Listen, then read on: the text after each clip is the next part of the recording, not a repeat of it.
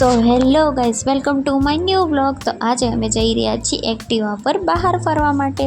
તો જો મારા હસબન્ડની પાછળ હું એક્ટિવામાં બેસી ગઈ છું અને મસ્ત વિડીયો રેકોર્ડિંગ કરતાં અમે બ્લોગની શરૂઆત કરી દીધી છે. મારી ફ્રેન્ડ અને એના હસબન્ડ પાછળ આવી રહ્યા હતા, જો તમને એક્ટિવા પર બતાવી રહ્યા છે. તો અમે આજે જઈ રહ્યા છીએ અગરતલા સિટીમાં. અગરતલા સિટીમાં મારે શું ફરવાનું છે હું તમને આગળ બતાવી દઈશ. તો જો અમારે જે જગ્યાએ જવાનું હતું અમે ત્યાં ઉતરી ગયા છીએ અને એકચ્યુઅલી અમે આજે જઈ રહ્યા છીએ અમે રાજમહેલમાં. આ છે અગરતલાનું ભવ્ય જૂનું સ્મારક. અહીંયા એક મ્યુઝિયમ પણ તમે કહી શકો છો. તો બહારથી કંઈક એવું દેખાતું હતું, જોઈ લો તમે. અને અમે અહીંયા ટિકિટ લીધી હતી, ટિકિટના ₹50 હતા એકના. તો અમે અંદર વહી ગયા હતા અને જો મારા હસબન્ડ બધાના ફોટોઝ અને વિડીયો લેતા હતા.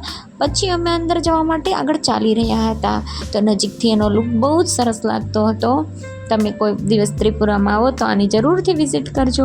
પછી મેં અને મારી ફ્રેન્ડે થોડા વિડીયો લીધા હતા. નજીકથી રાજમહેલનો વ્યૂ કંઈક આવો લાગતો હતો.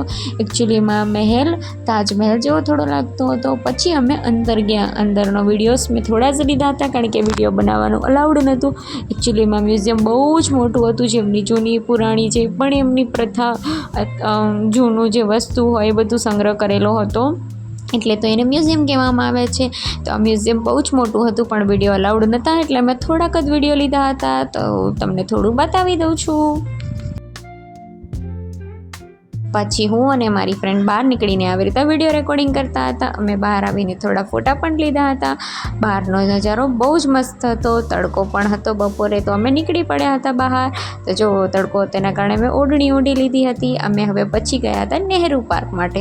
અમે અહીંયા નાસ્તો અને પાણી કરવા માટે આવ્યા હતા. તો જો મસ્ત ગ્રીન ગાર્ડન હતું, ત્યાં પણ બહુ સરસ નજારો હતો. ત્યાં અમે પહેલાં ગુલ્ફી ખાધી, પછી અમે ખાધું વડાપાઉં ખાઈને અમે જો હાથીને પાછળથી વિડીયો લઈને હસતા હસતા બહાર નીકળી ગયા. અહીંયા મસ્ત તળાવ હતું જેમાં મસ્ત માછલીઓ ગોળ ગોળ ઘૂમી રહી હતી. પછી મેં અને મારા હસબન્ડે થોડા વિડીયોઝ લીધા હતા.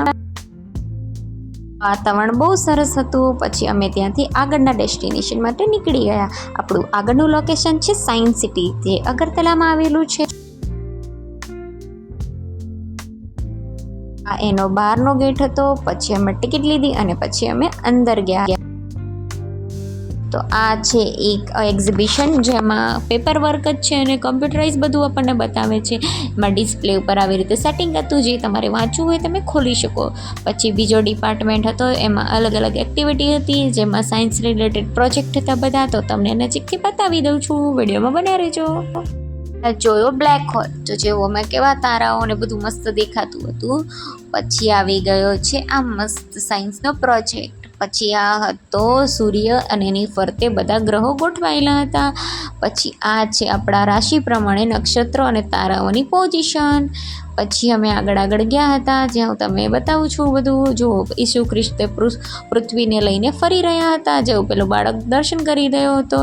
પછી જો સરસ બધી નવી નવી ગેમ રમતો હતો. પછી ગ્રહોની પોઝિશનો વિશે પણ બતાવવામાં આવ્યું હતું. અલગ અલગ સાયન્સના પ્રોજેક્ટ હતા બધા અહીંયા. આ છે ગ્રેવિટી વેલ, એટલે ગુરુત્વાકર્ષણની એક નદી કહી શકાય છે. જો કેવું સરસ છે. પછી આ છે અલગ અલગ ગ્રહ વિશેની જાણકારી. જે ગ્રહ વિશે આપણે ટચ કરીએ એનું સ્ક્રીન ઉપર આપણને બતાતું હતું.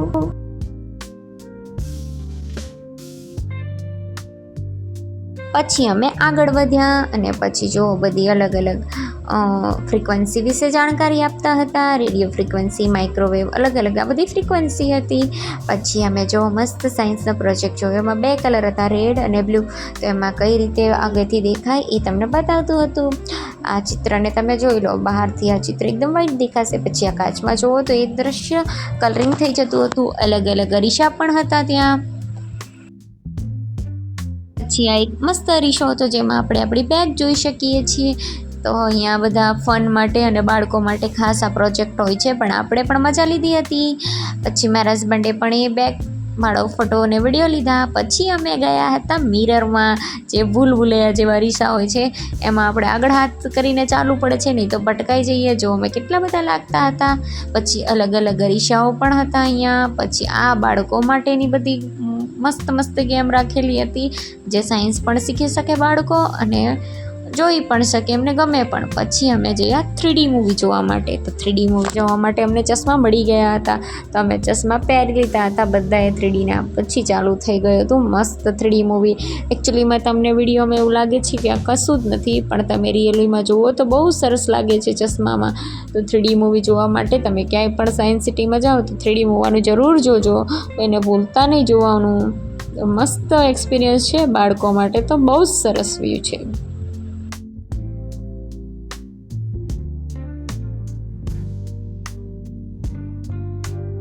જો સાયન્સ સિટીમાં અમને અલગ અલગ ગ્રહની પોઝિશન, અલગ અલગ ગ્રહ વિશે જાણકારી મળી હતી, અને ઘણા બધા કાર્ટૂન અને એનિમેશન પણ હતું.